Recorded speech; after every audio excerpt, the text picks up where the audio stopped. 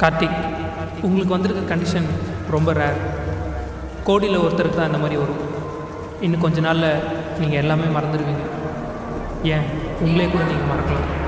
டேய், சாப்பாடு எடுத்து வச்சுருக்கேன். ஃப்ரிட்ஜில் சிக்கன் இருக்குது, எடுத்து சூடு பண்ணிக்கோ.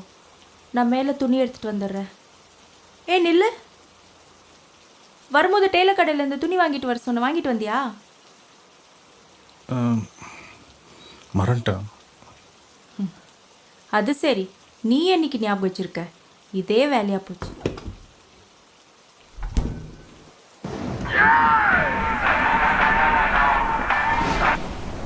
Hello hello. மச்சான் சுரேஷ்டா. சொல்கிறா.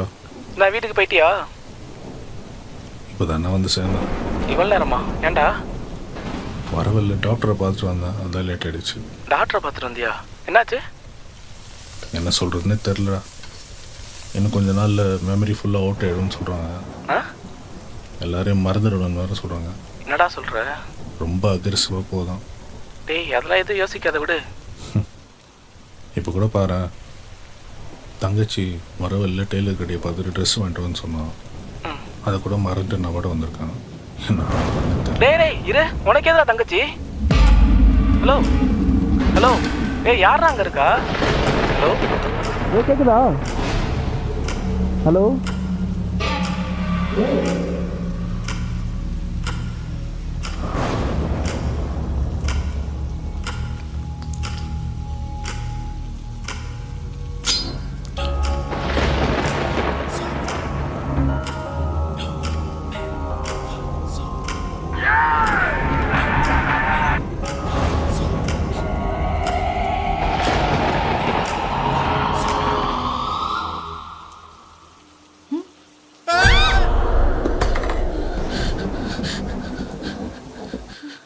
ஏன்டா கத்துற?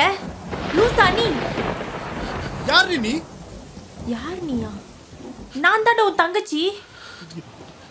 தங்கச்சி எல்லாம் இல்ல. என்னடா உளர்ற? யார் சொன்னா?